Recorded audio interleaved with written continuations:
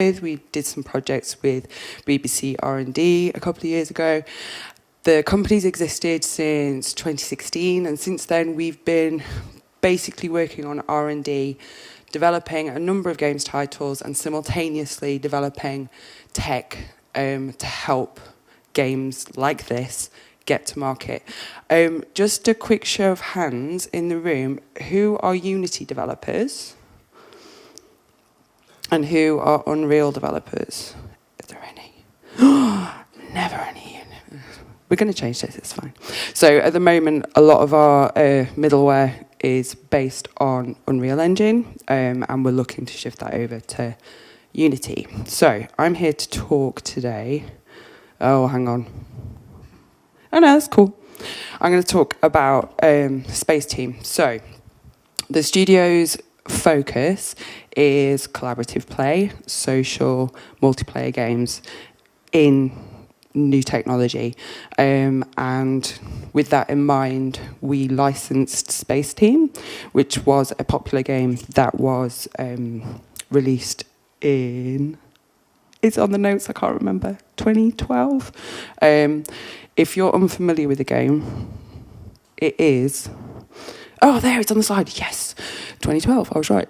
It had approximately 8 million downloads, received loads of acclaim in indie circles, and it's a really lovely, solid core multiplayer gameplay. So hopefully the video will play.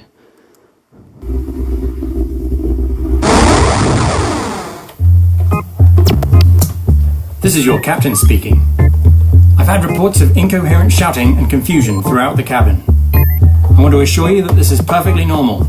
Just follow the instructions and remember to work together. As a space team.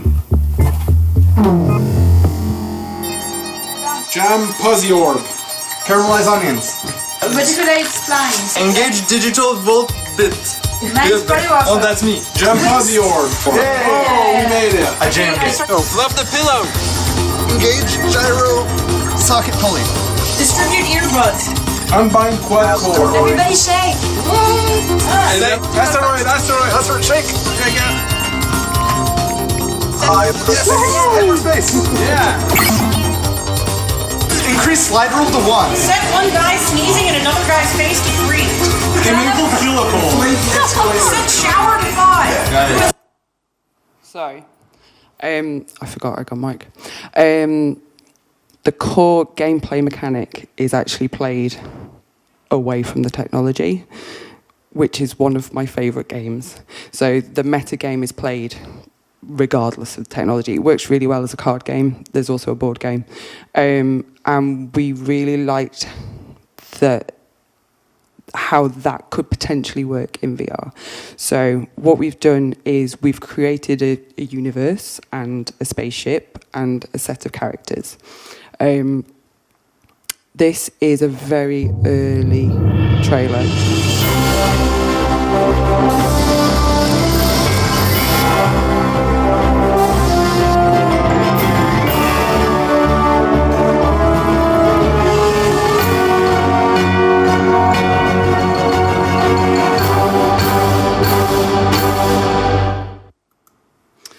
So the challenge that we had was to take an established gameplay mechanic that is much loved and translate that from mobile into virtual reality. The big difference being that in mobile play, all the players are in the same physical space. In Spaceteam VR, we can't necessarily guarantee that that's going to happen. So, as well as not being in the same physical space, you might not actually know who you're playing with. You might deal with some social awkwardness, and you can't just lean over and see what's going on somebody else's console. So we've translated a lot of the game. The elements that we've translated are the core gameplay loop, which is you as a player simultaneously need to read the instruction, speak an introduction, listen for instructions, find an action, and do an action. So cognitively, you are handling a lot of information. Oh, I didn't know that was a video. And then things that we've changed and we've been able to add. So the thing that I love the most is our avatars.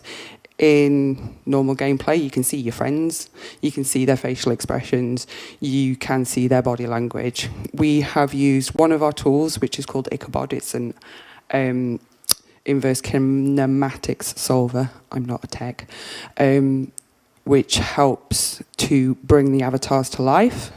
They have facial expressions which are linked to whatever's going on in the console in front of them. So as the chaos and the drama builds, the facial expressions light up.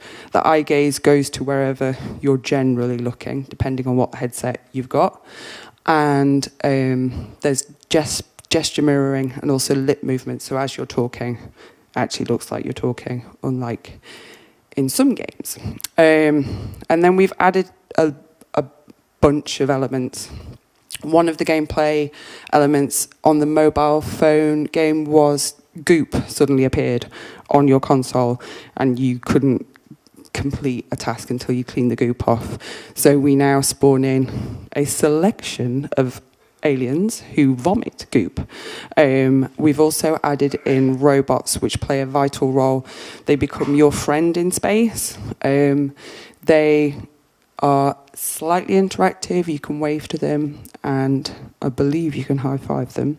And they effectively add interest. They also become your team when you're playing in a single-player game.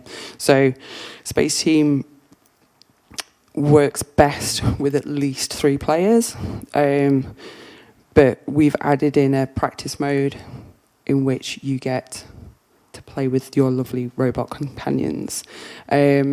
We've also added in tools, so you can fix the console in front of you, and this takes advantage of one of the great things about VR, so you can physically pick up a hammer and it works as you would expect a hammer to work. And we don't need to really teach the player how to use a hammer, because most people are like, oh, there's a hammer. Same with the fire extinguisher, and we've added a ray gun so that you can vamoose the aliens. So there are a number of modes that you can play in. We're doing remote crossplay. We're aiming to hit as many headsets as we can. We are definitely going to be on the Quest. You can also play with mobile. So following a similar kind of style, the Resolution Games guy has gone, I think, but a similar kind of play to Acron. So you can play with one player in a headset and multiple phones locally. We're also exploring if we can have multiple headsets and mobiles in the same room. And that's a work in progress, which hopefully will make it into the end version. So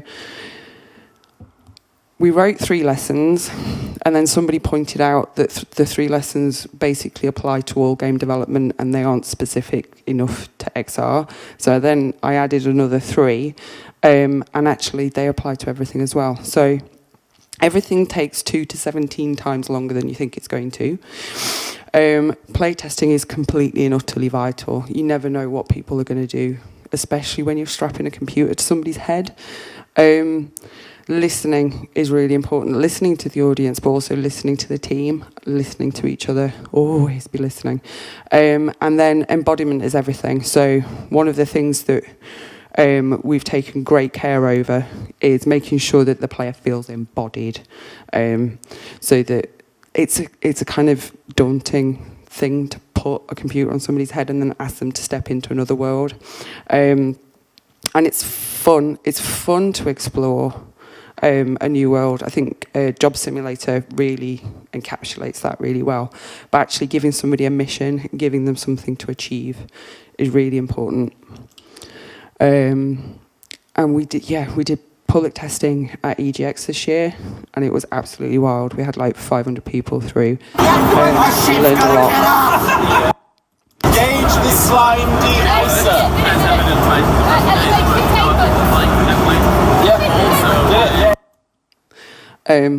The other fun thing we've learned is when chaos is one of your game design pillars, numpties like me sometimes mistake features for or bugs for features and vice versa. So I saw this in an early version and I thought it was actually supposed to be in the game, and I might have written it into some marketing. So now the possibility of your head inflating might actually be a game feature. Yay!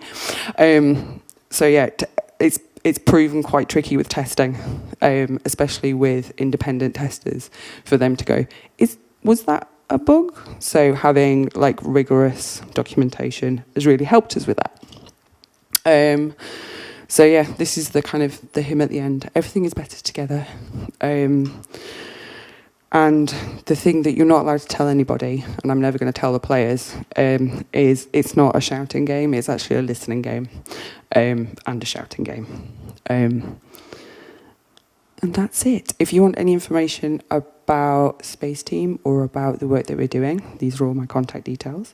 I have no idea if I've kept time, how long I was supposed to be.